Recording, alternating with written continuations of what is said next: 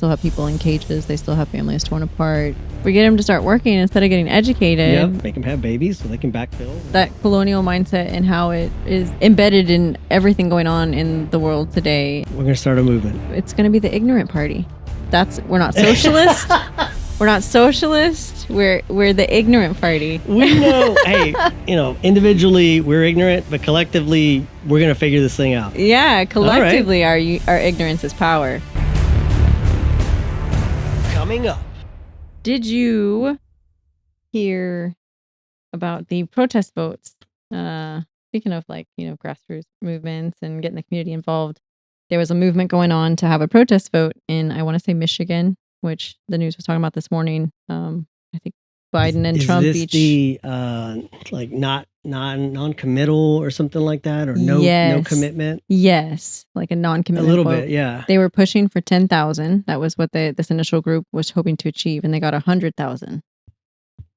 Yeah. Whoa. Yeah. So 10 times what they were expecting. Well, Michigan has a large, I believe I'm going to say Islamic because I don't know better, Middle Eastern maybe, population. Like there's just I don't understand the geography of that, but I know that there's a lot of that demographic there. Right. So, I mean, that's huge. I think that Michigan has been a swing state. Yes. For the last few elections. Like it's been one that's like could win or lose a presidency. Right.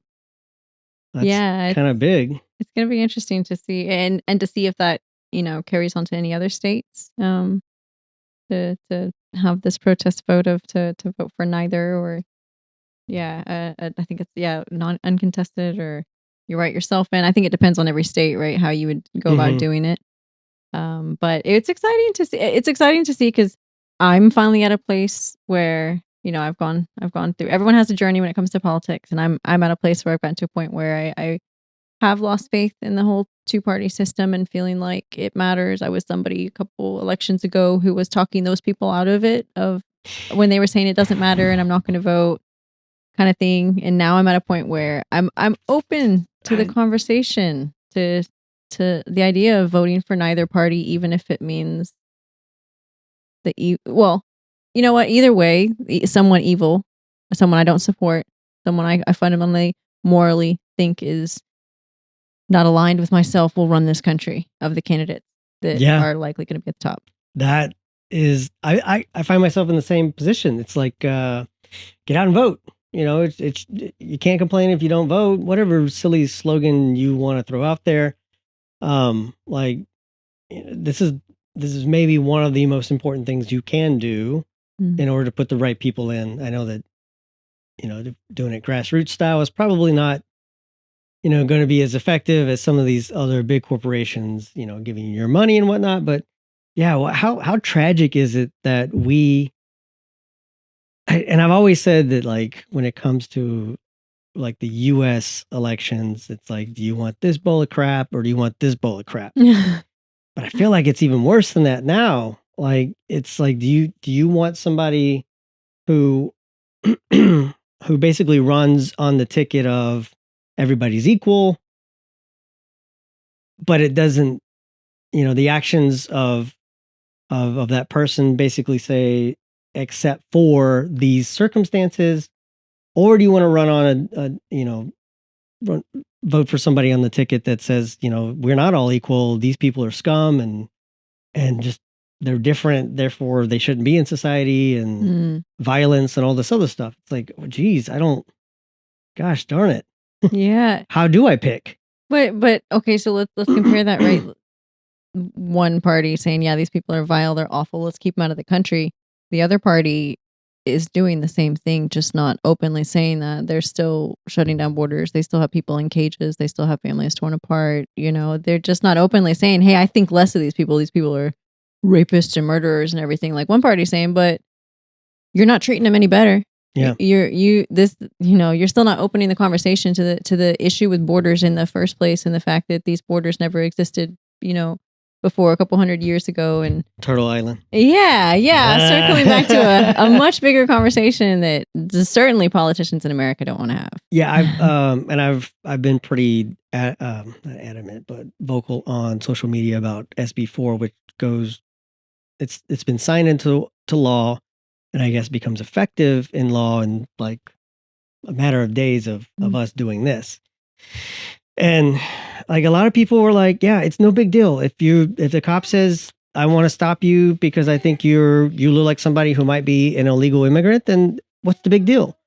And for me, I'm going to go back to Israel. Love you, baby. Anyway. But yeah, so in the West Bank, there are people who literally have what do you call it? Where they check your IDs and stuff. Oh yeah, the checkpoints. Checkpoint. Yes. Okay, so yeah, like in the West Bank, there are people who have checkpoints like right outside the door of their home. Yes. To come and go in and out of their own house. They have to stop, they have to present ID, and they could just be kept there for 5 minutes. They could be kept there for hours. Yes. If the guard is even there. If there's no guard at that checkpoint, they can't go past it. And it's like, okay, I don't want to be in a situation where it's like, oh, it's no big deal, but now just to get out of my neighborhood, I might have to stop and let some cop know that, here I am. And a lot of people are going to say it's not going to be that big deal, but it may not be a big deal like right now. But what precedent is that going to set for 10 years from now? Right. And I can't, for the life of me, justify be traveling in Amarillo, Texas, and be at a Walmart and have to like stop and prove who I am. Right. Like, well, how come everybody else in the country or who looks different than I do doesn't have to do that because of the Fourth Amendment right? And if I use my fifth, does that mean I go to jail until they prove it? And it's just like, oh my gosh, I could go to jail just for looking the way I do.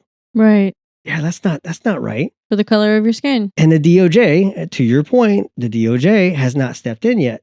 There's a lot of people saying, hey, we need you to step in because this is basically the stop and ID law that was in Arizona 10 years ago or however long ago that was. It's essentially the same thing. Right. Yeah, it's to mitigate illegal immigration, which shows to be on the decline, with the exception of now, instead of counting one entity, which might have been like a male migrant traveling to, Texas or the Southwest regions of the United States in order for labor, now you're seeing families. Therefore, exponentially, it's going to get bigger. Mm-hmm. But also, if you look at it, the world is shrinking as far as the labor shortages. And the United States needs people to come and work certain jobs. Otherwise, our economy is going to collapse. Right. These are projections, right? I think we've, based on the last census, we are flat. So the amount of people that are U.S. citizens working jobs are the same as it was 4 years ago, which is not necessarily good. We need it to grow in order to as people age out of the whatever that demographic age group is of working class citizens. As they age out of that, we need someone to backfill. And we don't have the U.S. citizens to do that, which also brings me, now I'm going to go off on another tangent, which also brings me to the whole idea is that why Republicans are saying stuff like we need more babies, we need to get rid of birth control, we need to get rid of that? Because then they can say, okay, let's keep all the people with dark skin out, and we can take care of ourselves because we're going to have all these babies. We're going to have a poor labor force, a poor, uneducated group of folks to put to work. And some states right now, I like the connection that you're making. It's one that, it's like a theory you can have a little fun with, right? But at the same time, there are folks that are making connections to laws that are happening, child labor laws that are being removed, ages being lowered. I think, was Michigan one of the states that recently lowered? I don't know. It was a lot of the Midwest. A lot of the Midwest. I don't know if you consider Arkansas Midwest, but Arkansas, I think, was one of them as well. Yeah. Yeah. It's really scary. interesting. Yeah. And they're rolling them back to, pre-Depression era kind of laws and rules and loose regulations, back when children were dying in factories and, Mhm. manufacturing our clothes and Yeah. things. It's like, do we really want to go back to that? Are we going back to capitalism now? Because now these people don't know better. They're too young to Yes. know better. We can nickel and dime them and get the same amount of labor. Oh my gosh, it's a big vicious circle. We get them to start working instead of getting educated, Yep. instead of finishing their Yep. high school years, put Yep. them And straight in the then factory. it doesn't matter if they're teenagers. Make them have babies so they can backfill whenever they get too old or accidentally fall in a chop saw of some sorts. And that's all right. Bring the next one in. And you know what? They'll be too busy supporting all the babies that they're making because birth control is so regulated that they won't have time to critically think about the system that they're a part of and Yeah, you what gotta they're go make that stuck money. in. Yeah, the Groundhog Day. They're just going to keep showing up to make sure they feed their babies, take care of their family, participate in the system, and not stop and reflect on, hey, how did I even get here? How did we even get here? Is this what I want to do with my time every day of my life until I Yeah. die? Yep. Oh, it's got dark. We've been all over the It's place got with dark. that. Let's open the blinds. Yeah, we went all over with that one. I really like when you were talking about the migrant workforce and how we need that, it's there are definitely Americans that can do those jobs. They just don't want to. The American mentality, a lot of folks are very entitled. They want to chase the capitalistic success. Yeah. And no one tells you you're successful if you're getting food in a field, even though that's what literally keeps this nation alive every day. Yeah. Because those people go and they pull that food in that field and they do run Yeah. our agriculture that supplies the world. Yeah. And they wouldn't do that if we didn't have the ability for them to cross the border. Mm-hmm. People underestimate the amount of migrant workers. People get so distracted with illegal immigrants. It's like you have no idea the hundreds of thousands of people that fluctuate and come across this border knowingly, intentionally to work, to supply, Yeah. to reinforce this economy and this system. Mm-hmm. And nobody bats an eye. And their brother that doesn't have the same, visa or work card or whatever it requires to be a migrant worker. Suddenly he's the guy that you're going to classify as the murderer and the rapist who's also trying to achieve success over here. Yeah. You pick one. Then that's another thing. You pick one person, one instance, and then paintbrush everybody. Yeah. And it's like, okay, well, I mean, how many people of a certain type have walked into places and just opened fire on people? Does that mean we now need to look at that demographic as well? And I'd hate to say that they're going to be very pale skinned. They're probably going to have some sort of religious affiliation and some sort of political affiliation. And it's just like, okay, so do we need to look at those categories? And I mean, the media is going to say no. The politicians are going to say no. This is a one off. It's just one deal. But you get one person from freaking Venezuela, and next thing you know, every Mexican, San Salvadorian, Argentinian, Brazilian, they're bad. Yep. Right? Everyone beneath the border. Suddenly Exactly. They're all the same. Yeah. But shoot, we're all going to line up at the local taco stand and get that salsa. Can you imagine, like, all those drunks in Texas? Like, let's go down to 6th Street. Like, they're probably going to go get some tacos after 6th Street, right? Exactly. There's a lot of it down there. And Yeah. I'm not saying that's the only thing down there, and I'm probably being... Doesn't matter. I don't care. But yeah, I mean, tacos are great when you're drunk. Yeah, everybody loves Mexican food. Everybody wants it in that moment. Suddenly, You got the carbs, you got the meat, you got the grease. You know what I mean? You got the spice. You want, like, just give it to me, shove it in my face. taco is a core food group for But sure. like, okay, at one point, probably somebody in there was undocumented at some point. And then, oh God, we could just keep going on that for a while. Do we need to steer back to something? Because I just went to, and I'll just talk on this quickly. Like, I kind of gave up on, like, my family tree through ancestry.com. Okay. Because when you get to a certain point, it gets really hard for me, who has a very large percentage of DNA that's indigenous to the Southwest part of the United States, and a lot of central to South Central Mexico. Okay. And it makes sense, because once you get to, like, the 15, 16, 1700s, you start to see, like, entire lifestyles change, right? They had to. They were told, do this or you die. You're going to convert to Catholicism or Christianity or we're now running this government versus your indigenous. And I told you this was going to be big, but yeah, that's the other point of it. It's like, were these people maybe here before you were, Yeah. but they don't have a piece of paper because you said so, and now, ah, there was a movie. I don't remember. I don't even know what movie it was, but it's I can't even think of the actors' names, but it's an someone portrayed as an Indian, and he's actually Indian. I can't think of his name. He was in Last of the Mohicans. I'll think of his name off Okay. camera. Um, but he's talking to these two guys who like they're in the cavalry or something. He goes, "Yeah, the United States is going to give you this land, and we'll put it on this piece of paper for you to have." And he's like, "Wait, how did you?" He's like, "How did you get that land? Did somebody sell it to you?" They were like, "Well, no." He's like, "Did someone trade you for it?" And he was like, "No." And he goes, "Well, how did you get the land?" He was like, "Well, it's just ours." And that's like kind of that mentality is like, at what point did the U.S. just say, "Oh, this is ours"? And you Yeah. have all these people going, "Oh, wait, what?" Just like, let's talk about the Nakba. Uh, Wait a minute, what? I can't live here anymore. I've lived here. My family has lived here for thousands of years, Yep. and all of a sudden, I can't live here anymore. Yeah. It's interesting that that colonial mindset and how it is um embedded in everything going on in the world today in our daily lives. Like, Capitalism. yeah, capitalism and colonism go hand in hand. It's, establishing classes, establishing structures, reminding people that they're not equal, that you have to have these levels in order to have success. You have to have someone to conquer. You have to have, you know, yeah, there was people there, all of these lands that back when colonialism was, running rampant around the world and Europe was trying to take over any piece of land that they could find. It was always about saying, establishing a dominant perspective, right? Yeah, there's people there, but they're savage Mm-hmm. people. Yeah, there's land there, but it doesn't have anything on it. Like Mm-hmm. it's unused. It's Mm-hmm. it's just a wasteland Mm-hmm. essentially.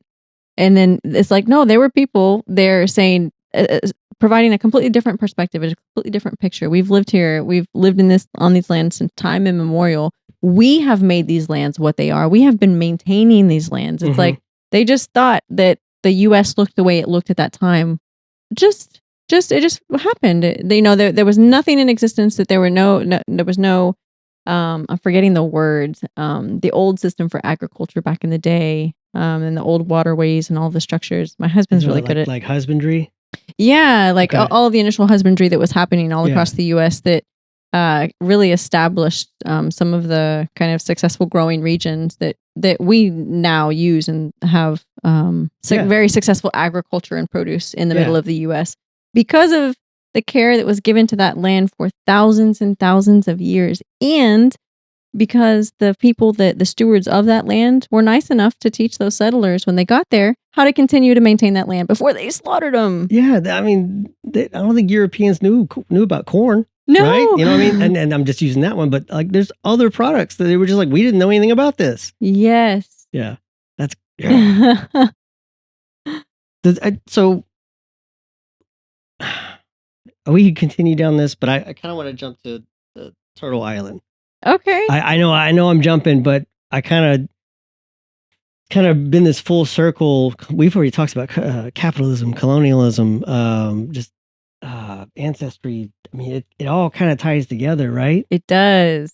It does. So I learned about Turtle Island because you referenced it a bunch of times, and I'm like, what in the world is Turtle Island? I don't get it. So I mean, what is it? Where did it originate? Is it from a tribe, sets of tribes? Great question. Great question. So, where I know it from is from the Anishinaabe culture because it's part of their creation story, the turtle and the muskrat.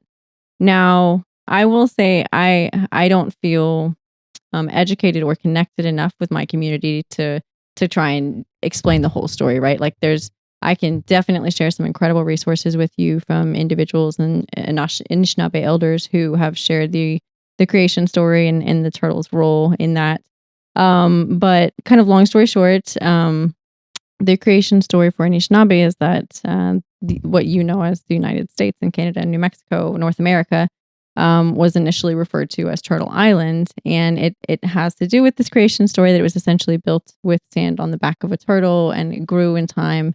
And it's really fun and beautiful because there's maps that you can find online that show like an overlay of a shape to North America that looks a little bit like a turtle with a little tail down where Hmm. Mexico is. Yeah, Okay. it's really cool, and it's just a fun. In my mind, it's fun to think of how it kind of has that shape back when you wouldn't. They never had access to the sky back then, Right. obviously, right? So they would not know what these lands look like from that high up. Right. So it's just a fun little, to me, a fun little twist to add to the origination story. But the reason that I use it, that I reference it, that I really love it, is just the idea of that was the name of these lands before anyone else came and gave them a different name. Before anyone else decided this is United States and this is Canada and this is Mexico, it was called something else. It had over 500 individual languages and tribes and Yeah. people and history, and there's so much here. So I'm at a place where I have a hard time with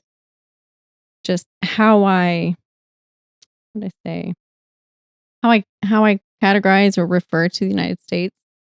I feel it's a settler colony. I feel like they're occupying this land. I feel like it's an experiment, a settler experiment that lasted 200 and some years and is has because of the success, if you would, of this experiment, has led to continued colonialism and genocide around the world. Has led to the establishment of Israel, like Nazism, Holocaust was. He specifically wrote Hitler specifically wrote that was based on the reservation system of the United States and what had happened. So it's like, it's important to me that people know that Yeah. there was so much here. There was so much more here, and there is still so much more here that existed and should be talked about, referenced, that predates United States, predates this settlement, predates these rules and these systems. It's why I have a hard time with things like regulation of marijuana. That plant grew in North America before any government existed to say what that it was to be prohibited or to be controlled. There's a number of plants and things. That doesn't mean I agree with all of the chemicals and substances that come from plants. Yeah. Everything in moderation, but I don't agree with the fact that a government occupying this land can tell the people of this land what they can and can't consume on it when that all predated that government. So yeah, so I went all over the place. I love to say Turtle Island. I would rather say Turtle Island because to me it is one whole. I get very angry on a regular basis with the limitation and of borders, of how much it keeps me from Canada, from my family, from sending them stuff, and trying to get stuff from the U.S. to Canada is not as easy as you'd think. Different financial systems. We use the U.S. Yeah. dollar, so Yeah. I find myself regularly frustrated. Like if we weren't separated and divided, there's so much about life that would be, in my opinion, easier, better. Yeah. I don't disagree. I mean, I think my mindset at overall is that, it is what it is right now, but how do we make it, since we're smarter and we have more education at our fingertips, how do we kind of tear down some of those walls? Right. Like, I don't know that I obviously I don't have the same perception that you do, um, as far as relating to, you said Anish. Say it again. Anishinaabe. Anishinaabe. I'm gonna have to work on that, but being able to relate so much to that, because I don't know, I can't definitively trace my heritage to something. I can tell you that it's probably somewhere around the Mixtec or Zapotec um, uh, tribes, if you will, at that point in time. I think that there's a good chance that something comes from there as far as my lineage. Mm-hmm. Um, but yeah, in the end, it's like it's a system. It's not a great system. And I think that we can honestly do better. Like whether you want to include capitalism or not or whatever, it's just how do we get somebody, not somebody, sorry. How do we get people? Mm. Okay, one's not going to be enough. How do we get people to kind of just meet in the middle somewhere and be like, "Hey, come on, we're better than this." Yeah. We're better than this. I know that that's a pipe dream, but that would be something that I wish we could do. I You feel like one channel to that, or one pathway, is lifting the voices of individuals, indigenous individuals who've lived on this land. They're still here. They're Mhm. still here. There are still people that it kind of bothers me that there are some tribes and nations that are referenced as if they were wiped out. They're not wiped out. There are, the majority of nations, they still have ancestors. Tribes, they still have ancestors somewhere along the way who do exist and still have reconnected with that, and are going through a journey to try and rebuild the connection to the land and the community that was severed through colonialism. And I feel like the best way to kind of seize that change and shift in this country is to lift those voices, and not just the indigenous voices indigenous to North America, but around the world.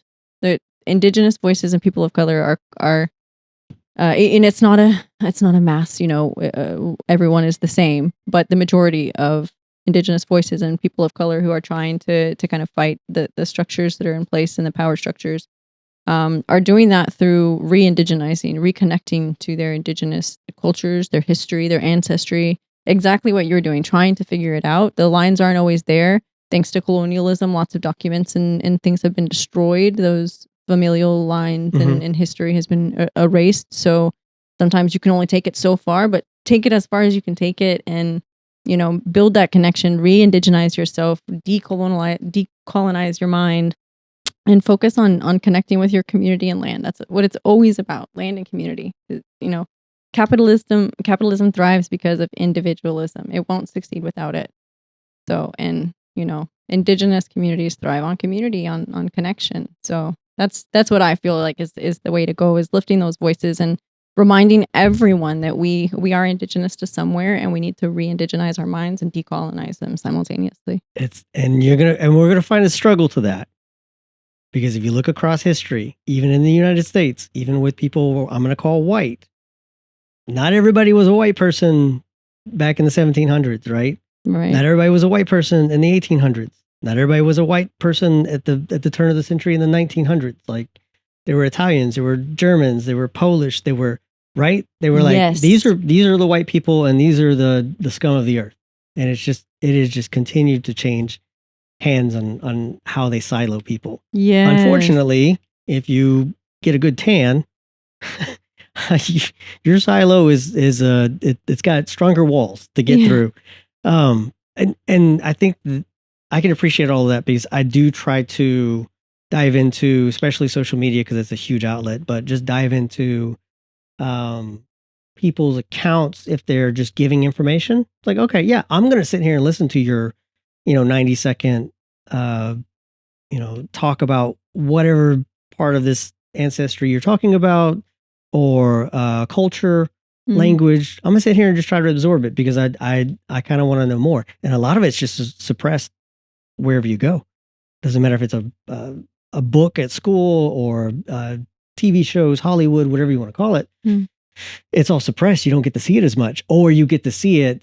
I'm going to say, like, a viewpoint of like the heroic white man who came in and tamed the range and was able to get rid of all the savages or whatnot. Right. Like, that's what happened in Mexico. One of the largest pyramids in the world, because it's buried. It's basically, there's a huge cathedral that was built right on top of it.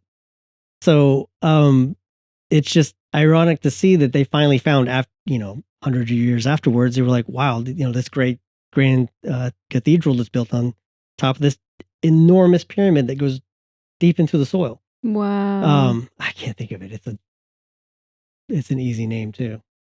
I'm gonna kick myself whenever I think of it when the camera's off. But yeah, like, entire cultures were burned or destroyed. Um, we only know some of the stuff about I think it was some of the Mixtec and the Mexica history, and their codices, because when the Spaniards came over conquering, they were like, "Wow, this is kind of impressive. This stuff is impressive. Let's keep some of it." Mhm. But some of the other smaller, clans, tribes, groups, I mean, they were just pummeled, and hey, you're now going to be an Escobar, or Right. you're going to be Gutierrez. You're going to be Hernandez, yeah. Cortez. You. Yeah. This is your new name. Yes. You're going to dress like this. Yep. Your history, your legacy, none of that matters anymore. You are now my property with my name. You carry my brand. Yep. This is who you are from this point forward. One of the Catholic church that I went to in my small town was Blessed Kateri Tekakwitha, and I'm probably messing that one up too. But I believe her father was Algonquin, and her mother was Mohawk, and I could be getting those reversed. And she lived basically in a colony, coexisting with the people of that time. And I'm missing some of these parts. But she gravitated towards the scripture of these Christians, and ultimately she converted. And so they ran with that. And they were like, well, if she did it, we want to, prop this person up. I think she was canonized. She became a saint probably 15 years ago, 20 years ago. Okay. And it was all based on miracles that were when she passed away. They would take parts of her casket and they would use that as some sort of a ceremony to help healing. And there were some people who got healed. Whether the casket or the wood or whatever did the trick. I guess my whole point there is that, they were using whatever means they could to convert a certain amount of people into, hey, we're not that bad. Come join us. Come work for us. Come live in this society so that we have workers to take care of what we need to get done, because we need people. We need working age people so that our society, our community can survive. We keep going back to this. I keep going back to this. The power of representation and having someone who looks like you telling you to do something or telling you that's what's best. Kateri Tekakwitha. She's I want to say Algonquin, Mohawk.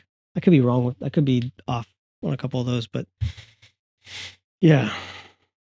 One point I wrote down when you were talking about Nazi Germany and how Hitler was like, oh, United States, look at them.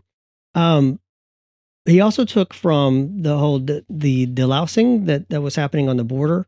So when you crossed, you had to be covered in a mixture that it was like kerosene and something else. Yeah, that powder. It was a powder. Yeah, there was another. It was a bug killer that they used on crops. Like a pesticide. Yeah. Okay. So it was a mixture of a pesticide, and the kerosene was one of the many concoctions that they had.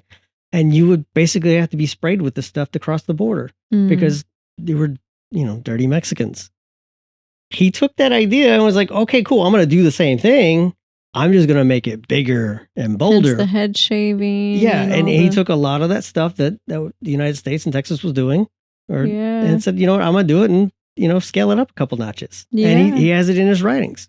I don't know where I read that, but I remember that being part of it. It's like, oh, that's really crappy. Yeah. And then because of that, there was one lady who was crossing the border, and I'm gonna have to look up that story again. But she was crossing the border. She says, "No, I don't want to strip naked and have you douse me with this stuff."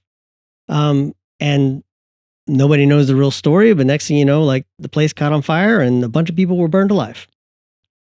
So It's like, okay, but it was just the Mexicans, so we're gonna move on, right? And we're not gonna learn about that in school. Wow. Okay. Yeah. I don't want to be stopped and ID'd across the state of Texas. Yeah.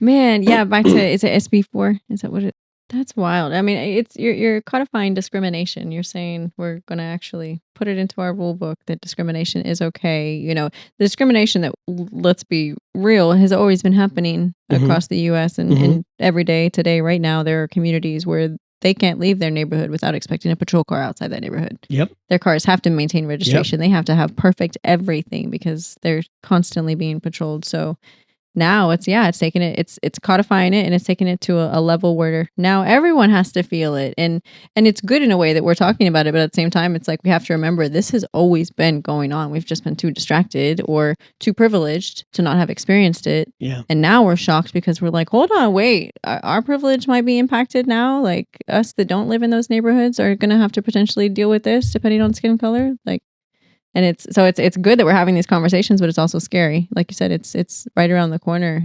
In that we're so distracted with everything that it's like there's too much to fight and stop. How do we get the grassroots? We're ignorant. 2024. Join us. How do we get the grassroots to say, hey, we're going to start a movement? It's going to be the ignorant party. We're not socialist. We're not socialist. We're the ignorant party. We know, hey, we know that, individually we're ignorant, but collectively we're going to figure this thing out. Yeah, collectively our ignorance is power. Man, t-shirts. on one hand, I'm saying down with capitalism. On the other hand, I'm like, we can make t-shirts, we can make banners, bumper stickers. We got to get this out everywhere. Oh my gosh. That's how it happens though. Seriously, it does. Someone comes in, they do good, and then they're like, oh, you know what? I'm bored. Let's make some money. That's probably what happens to most politicians anyway. I'm going to invest in some stocks. Stocks that, may benefit from wars. They make bombs, airplanes. I may also, have the power to vote for those wars, but there's no conflict of interest here. All right, so we've gone in circles here. I think this was really good. It all kind of connects, like everything from capitalism to Turtle Island. It's all connected. It is. It really is. I mean, I go back to, I like to use the word stratification. Like we are very good. This world as a whole is very good at stratifying people, places, things. Like these groups are okay. These groups are not. Right. And this is why. And then now we need to run a campaign. We need to get, the media on our side. We need to get the money flow in this direction. And then I think that's also part of where all the corruption and whatnot comes, because once you get an entire movement, say, oh, let's go back to Israel. Once you get enough people saying, I stand with Israel, you have now opened the floodgates where all these countries said, okay, Israel, we are going to give you billions of dollars to go defend yourself because you have the right to exist. And you have all these people who are like, I stand with Israel. And it's like, do you really know what that means? Do you understand what that means? Right. First off, all these people who are sending money over there, somebody's making money. I think I said it at the beginning. Wars are not cheap. So if you're going to go spend all this money, there's someone out there going, okay, cool. I'm about to make some money off this, right? Right. Lockheed Martin. Yeah. Yeah. So the oil and gas industries. Oh yeah. All right. So Chevron has a direct stake in BP. Israel right now. BP. Yeah. They were awarded some stuff like a couple of weeks after October 7th. Yes. So it's like going back to that whole point. Like if you get enough people moving in a certain direction, you can turn around and just like on the back door, just be like, okay, we're going to do all this stuff too. Nobody's looking. Right. Yep. Or we're just going to cover this up and nobody's looking with something else. Yeah. And that's kind of how all that, the capitalism, socialism, society, it all kind of intertwines. Yeah. Politics and money. So how do we get back to our campaign? Limitations on, letting politicians accept external funding, external money, limitations on lobbyists, man. And like we've been talking about that as a country for a long time, right? And I feel like the lobbyists are only getting sneakier. They're just finding new ways to get around it. But it's like all politics seems to be is money. The Supreme Court justice that was during the summer where all that stuff came to light. It's like Clarence Thomas. You're getting all this cool stuff. I want some cool stuff. Yeah, it's interesting how they twist the rules for themselves. And actually, I was watching something the other day that was talking about that with Clarence Thomas and all the gifts that he received over his tenure. They were talking about how there was a court case that had to do with an individual in the Supreme Court receiving something as a gift, right? That was supposedly not a quid pro quo situation, or not a paying anyone off. Mhm. But whenever this happened, it was, I'm not sure exactly when, maybe 20, 30 years ago. The response at the time, the Supreme Court said, you know what? Yeah, we don't have a rule for the Supreme Court that says that they can't accept gifts and monetary, uh, items or whatever. So they put a rule in place that says, and apparently that rule didn't exist for anyone in the judicial system. No one, even judges, anyone could get a gift or be given something of monetary value. Okay. So they said, okay, this is a problem. We need to put a rule in place. We're going to go ahead and do it, and they did. And that rule applies to everyone except the Supreme Court. You saw that? No, I Yeah. didn't see that. I know there's laws that exist for like all federal judges except for. Yes, that law was established because of a Supreme Court member doing exactly what Clarence Thomas is doing now. Really? I want to say it was John Oliver that covered it. I watched a bit on it just a couple of days ago. It might be John Oliver. And yeah, he pointed out the fact that the irony is this law exists because a Supreme Court judge was doing that exact thing. And then it literally states in there that the Supreme Court justices are exempt from that because of the concept of them being the highest law in the land. There is essentially, it can apply to them because they are like a god of their minds. They would gosh. never, essentially. Right. That's what it says. It's like Yeah. they would never. But they are. And they have, and they're continuing to do it. They're So people too. yeah, exactly. They are human beings, Yeah. the same as you as I. I can be I can be enticed. I Yep. mean, I can be enticed. Like, what? Exactly. I'll get what to do what? I mean, It was actually, I'm glad my brain remembered. It was John Oliver, and I highly recommend you watch that because at the end of the episode, John Oliver offered Clarence Thomas $1 million a year. He will pay him $1 million a year for the rest of his life if he steps down from the Supreme Court. He did this on the crap. HBO national TV. Really? It made headlines on Monday because there's nothing against it. It's legal. It's technically legal. There's nothing that says that you cannot bribe a judge to step down from his role in any form or fashion. So he made that offer, $1 million. I would say go watch it. Crazy. The clip is wild, and the reaction from it has been really interesting to see that people are actually saying like, hold on, there really isn't anything stopping this. And hey, Clarence Thomas, give it a thought. We all in the nation kind of support this idea. We would go enjoy your $1 million salary, enjoy your cruises and your flights and all your fancy. You're already living that life anyways. You'll make even more money, and the world won't hate you as much because you're out of the spotlight. Yeah, it's wild. He talks about that law, so go take a look at that. I am going to check that out. That sounds like fun. It's such a perfect representation of the U.S. judicial system. It's like, it sounds like fun, but it's like, I'm laughing because it's true. But I'm not laughing because I agree with it. It's because it's sad. Yeah. Oh, that's a bummer. All right. Well, this was fun. God, there's just. This was awesome. There's so much we could cover down. I feel like we could, nail down on. You still have another word we haven't gone over. Don't just hold it. I do. I guess let's hold that because. It's gonna be just as big as all the rest of these. Okay. How about do you have any new books or music that you're jamming to since it's been a few weeks since we've hung out? Yeah. So music, not so much. I'm still stuck. That's kind of what I do is I get stuck on one artist and I just play them nonstop for sometimes 2 to 3 months, one album nonstop. So I'm still listening to Mr. Saga's album, Earthbound, which I had just come out when you and I talked the last time, and now I've had the chance to listen to it on loop, and I'm just so in love with the dynamic range to this album. He's got some really, really fun kind of like pop sounding songs to it that you can dance to and have fun with, and then he's got songs that are, he's a hip hop indigenous artist. So they're talking to the history of this land and the struggles of indigenous people. And yeah, just all sorts of, it's fun. He's got a little bit of everything. So still rocking him. And now book. Oh my gosh. I'm so excited. So I just got this book yesterday. It came out in Audible yesterday.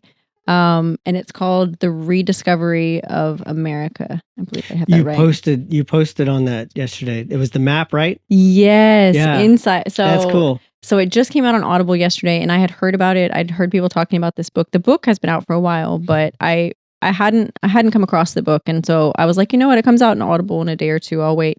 And I got 52 minutes. And it was like exactly 52 minutes. And I paused it and I was like, I have to have this book. Like I love listening to audiobooks, but sometimes it's just so incredibly engaging that I want to slow down and like ingest the words. I need to see the words on the page. I need to see it in front of me.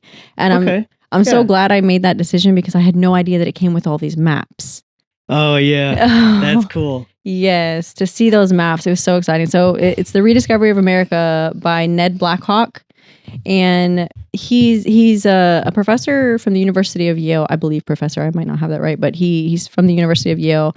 And this book is a culmination of a series that he and two other professors from two other universities put together. It's like a 12-part series that addresses all of these kind of sections of Indigenous history, North American history, and the impacts of essentially what was here before discovery and colonization, and the impacts that's had all the way through some of the things in our time period, like the AIM movement, Alcatraz occupation, things like that have happened in the last 20, 30 years.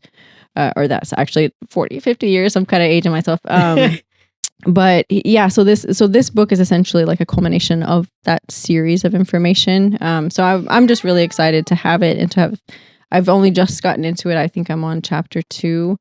And I keep having to go back and I'm taking notes and That's cool. That is cool. It's one of those books that is going to be a staple in my life. I'm going to reference it. I'm going to have so much information to share and tell other people about it. And just recently, my oldest daughter, she's doing a history project for school. She's a 12th grader, and she wanted to do a history piece on some sort of Indigenous Native American event. And so we picked the Alcatraz occupation, and she was like, I need resources. And it's like, hey, this is something that I have a lot of resources. I see it talked about on my timeline. And then I buy this book that has a whole chapter dedicated to how that Alcatraz occupation, even though people like to act like it didn't have a substantial impact, it had a huge impact in just uniting in the indigenous cultures across North America and giving them a voice, a movement. That was when Marlon Brando. This is when Wounded Knee was happening. Marlon Brando skipped the Oscars and let Sachin Little Feather go up and take it for him. Okay. Yeah. All this was going on simultaneously because these events, Native Americans were organizing, getting together, protesting, giving themselves a voice that, it might have not have achieved some big substantial change in laws, but it united them in such a way that unity is still going today, and it's getting stronger and stronger. It's why we're interested in reconnecting and finding out our cultures and speaking our languages, and it all stemmed on those movements, 40, 50 years ago. Yeah. Another guy from Last Mohicans was real big in that movement. I can't think of his name either. I can see his face. I know who you're talking about. I remember I was watching something where he was making a presentation to the Senate or Congress or something. And I was like, oh, wow, I never knew that. I knew him as an actor. I didn't know he was an activist. Right. That's cool. I don't know much about that. All of that connection you just said. So that'll give me something to kind of look at as well. Yeah. Yeah. I think by the next time you and I get together, hopefully I'll have some cool stuff that I've pulled out of that book, some little pieces of history to talk about. And I actually came across my notes the other day that I started back in November before I took off on a whole bunch of trips and stuff. The notes around Thanksgiving. And it's almost like I forgot the notes that I pulled. And now I'm like, oh my gosh, I think I'll just email them to you just to see if you want to bite on any of them, because there's some really exciting little bits as far as the Thanksgiving origination myth and all that, and what it really is founded on, which is essentially kind of the opposite of like fasting instead of feasting. not drinking, no, not indulging. It's you're supposed to fast. You're supposed to be in prayer, dedication, like if focusing on kind of the gratitude for the year and what's coming up. It's not what America's turned it into of football and food and beer and capitalism. Yeah. We're back to that. Oh man, good point. The two actors, I just looked them up. Wes Studi was the actor I was talking about. It was the movie that I said that, how did you get this land? Did you trade for it? Did somebody sell it to you? Yeah. And then Russell Means. Oh, I don't know if that's the same person. Russell Means, fantastic, huge spokesperson, activist for the AIM movement. Yeah. Yes. I watched. I think when we started moving the stuff into this room, I had it. It came up. Oh, it was when I was doing research for Thanksgiving. Oh, okay. It just YouTube went into that, and it was his speech at Congress, whatever year that was. And that's where I was like, wow, I didn't know about this. So yeah, that was only a few months ago that I really started like realizing the scope of that. Yeah. But yeah, Russell Means. Nice. Which now that but was he part of what you were talking about with the Alcatraz occupation? Yeah. Okay. Yeah.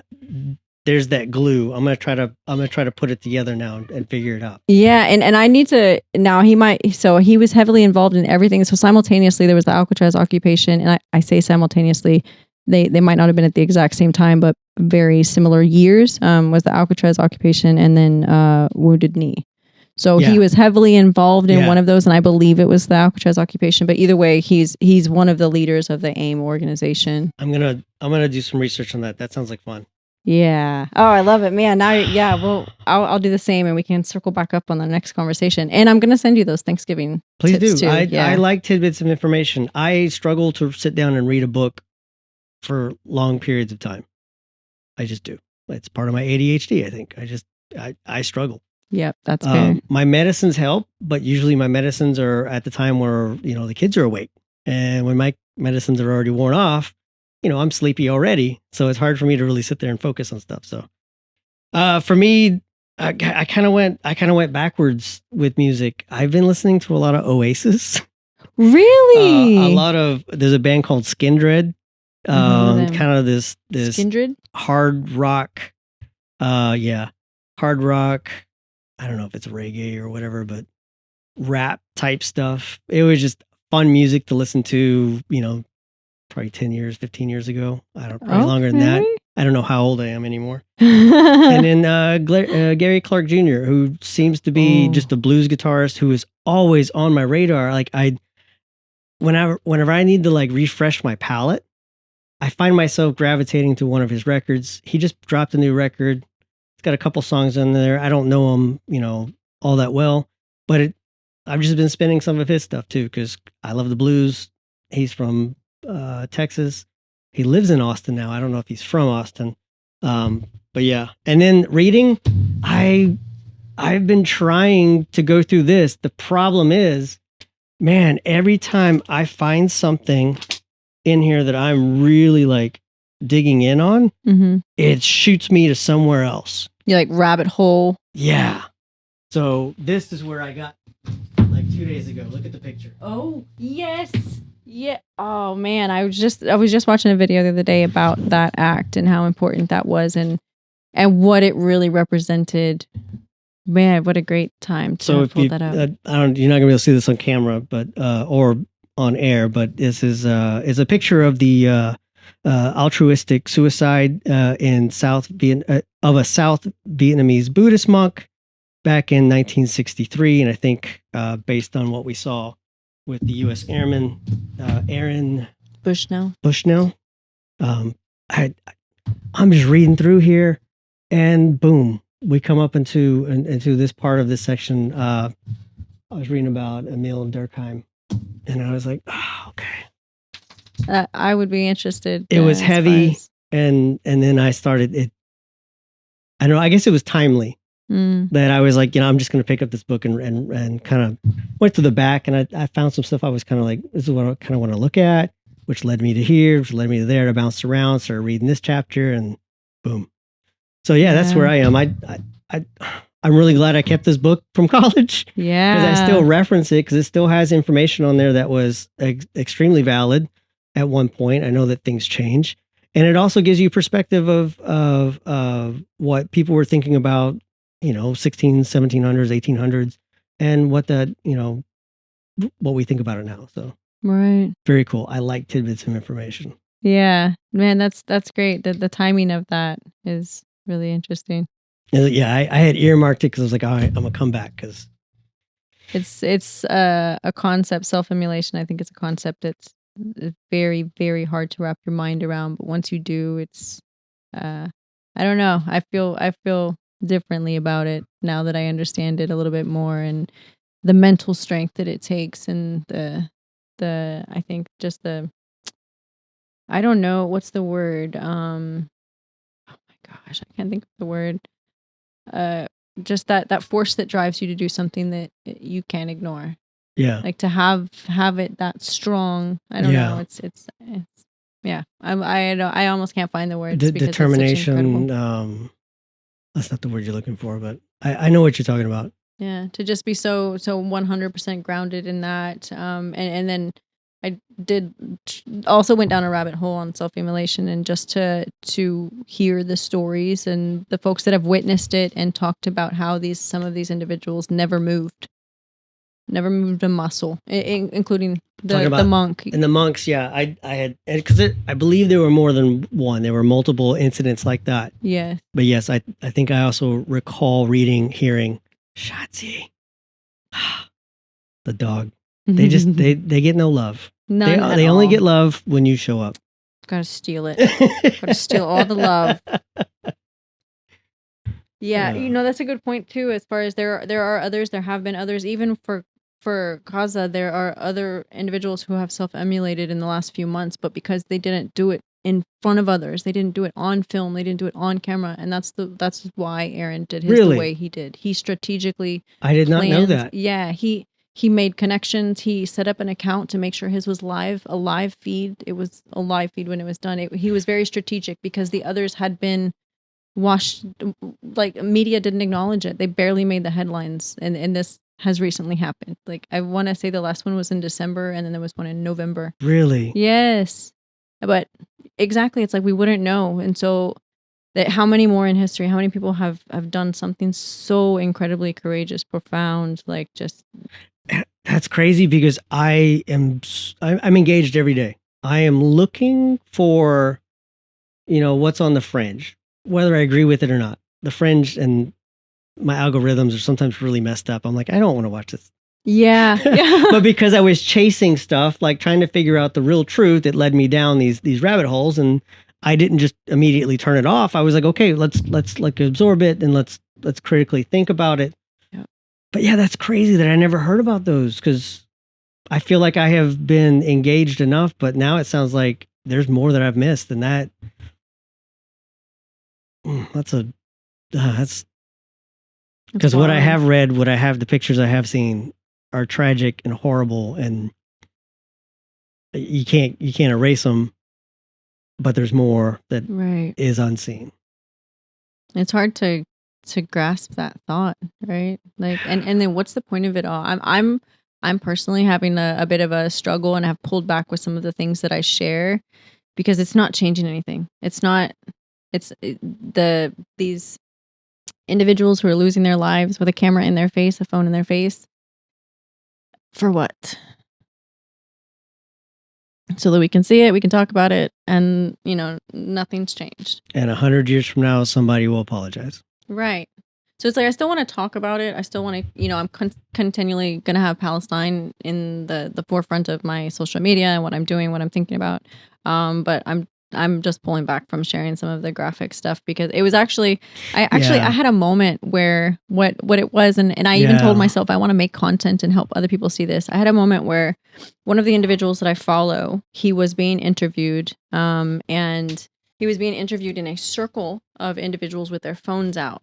And it gave me a perspective I have never seen before because we are so busy with the perspective of the individual being interviewed, right? And it was for the first time someone was behind him, also with their camera out. And all I saw was just a crowd of cell phones. And I was just like, holy shit. We only see the one cell phone, right? The one feed that Yeah, made okay. it to our Yeah. view. But like you said, there's constantly stuff being shared by everyone. So what I didn't realize is like, oh my God, that the flipped perspective on this interview was that there was like 40 phones in this man's face, and he was in the middle of a very traumatic scenario. They had no electricity. There was like spotlights. They had their cell phone lights to help light up the thing. And I think that's what it was. It was the lights and everything. But it was just a very intense perspective of the other side. And then I'm like, oh my gosh, that's also what the children are experiencing in their last moments. Or will have to carry the rest of their life. Yeah. Like, you want to talk about trauma? Hello. I'm 100% there. Yeah, I get it. I get it. Yeah. I don't know. I don't have the answer, but hopefully within my lifetime, there's some strides to get us closer to where I think we should be as a country and as a society and as a world. Yeah. I, I hate to say I hope lessons are learned, but I really hope they are. It's a tragic way to have to learn a lesson historically, especially when it seems like it's just repeated. Right. A different area, a different time, but yeah. A lesson we've already learned. Yeah. Yeah. There's already there's already experts on this. I don't know.